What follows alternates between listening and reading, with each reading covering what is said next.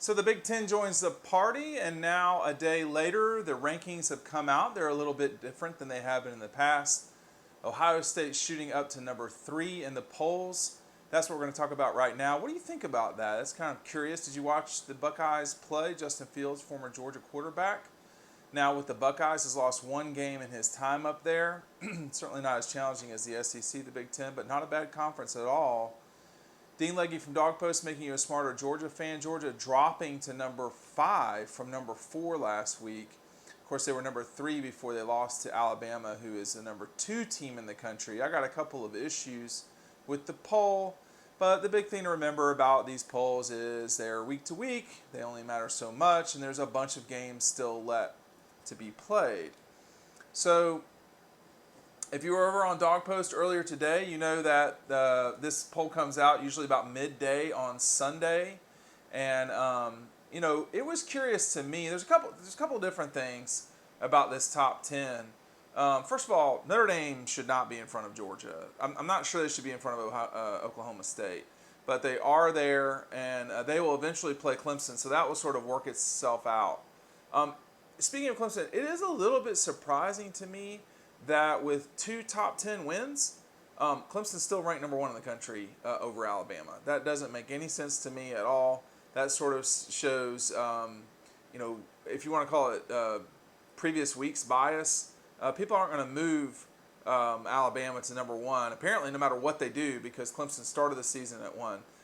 Alabama is the number 1 team in the country. When the playoff committee comes out, if things hold like they are, it will go Alabama, probably Clemson, and then Ohio State. The question will be, and at that point Notre Dame and Clemson will have played, the question will be, will Notre Dame be the 4 with a loss to Clemson, or will Georgia be the 4, or maybe Oklahoma State? We've still got a long way to go before that happens. The rest of the top 10, Cincinnati at 7. Cincinnati is actually a pretty good team.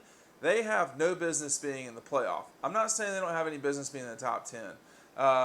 Texas A&M, number 8, and then Wisconsin and the Gators at 10, BYU at 11, which is also another interesting one. I mean, BYU can really score, but they're not playing anyone. And it would be good to see BYU play someone of stature. And I don't mean like a Tennessee. They beat Tennessee a year ago. Tennessee was a bad team a year ago. So I do wonder what y'all think about Ohio State jumping to 3. I wrote about this on Dog Post, that it was almost with certainty that Ohio State would jump over Georgia. I thought they looked good, Ohio State.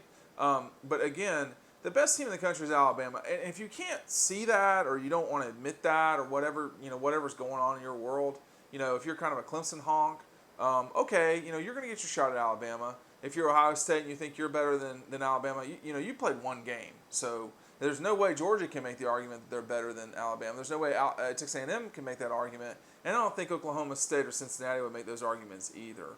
It is cute to see Wisconsin in the top 10. Until someone beats Ohio State from the Big Ten, I don't want to hear about the Big Ten. I mean, right now are a one-team league. They are better than the ACC. They are better than the Big Ten, the Big 12. They are the second best league in college football. But they have a team that is so far out in front in Ohio State that it just sort of doesn't seem fair. If you want to say the same thing about Alabama, okay, that's fine.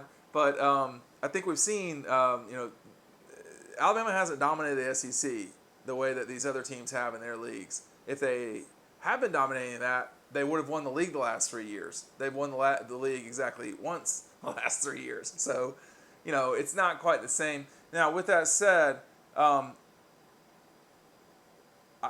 do wonder, and yesterday was so strange in the SEC because you really didn't have anybody, playing. But like if you look at the bottom, it just gets to the point where it's kind of laughable after a while. Like Penn State again, Big Ten team that was supposed to challenge for the Big Ten title, losing to Indiana, a game they lost in overtime. They should have lost in regulation, frankly. The bottom of the top 25 is as follows: Indiana, Penn State, Marshall, Coastal, USC, meaning Southern Cal, SMU, Iowa State, Oklahoma, and Boise. Do you think the best players on all of those teams would beat any of the top 5 teams right now? Like, if you combine those teams, would they really win? I am skeptical they would. I mean, Marshall, Coastal, you're basically saying who's the best player on Penn State that we can put on Oklahoma's team or something like that. These right now in college football, you have, I would say, I'll say a group of 6. I'll throw Oklahoma State in there, although they would not be favored to beat anybody in front of them, and I'll leave Notre Dame in. Although if you're barely beating Louisville, you're not going to be making the playoff. So the ACC is a little bit wheel of destiny, but at the same time, to me, I don't see how you can't have Alabama as the number 1 team in the country. I get it. I mean, if you want to put Ohio State in after one game, they looked good to me. I think coming into this year, I thought Ohio State was the best team in the country coming in. But we've got, playing bias now, which is that we've seen Alabama. We've seen Oklahoma too, Alabama, Clemson, Georgia. We've seen these teams be solid teams, winning by huge, massive numbers. I mean, Ohio State did the same thing. We can't say that about Notre Dame. I mean, Notre Dame hasn't lost, but they've not looked good sometimes. So, Oklahoma State, of course, with what I would say a solid win the other day, on Saturday. So we got a long way to go, but that's the group. Cincinnati, they're not going to get in. And, Wisconsin or Michigan, they're probably not beating Ohio State, probably.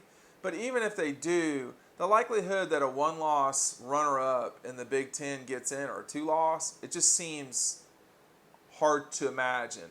The team that needs to keep winning all they can is Texas A&M, because they're not going to play Alabama again. Florida, if they get to the SEC championship game, they're going to play Alabama and have 2 losses after that unless they win the game, which seems hard to believe. So there's a lot of movement here. This is not going to really get fleshed out for a while. I mean, Oregon's ranked number 14. They haven't even played. Just a strange time in college football. It's good to have the Big Ten back. It's great to have the Mountain West back, honestly. I'm not even joking. So it's all good, but I do wonder what y'all think about Ohio State jumping over everyone, having played one game. What are your thoughts? Do you think they're better than the Dogs? Do you think they're better than Alabama? And do you think they're better than Clemson? Let me know down below. In the meantime, make sure that you click on our newsletter, which is right here popping up, and we'll see you over on the website.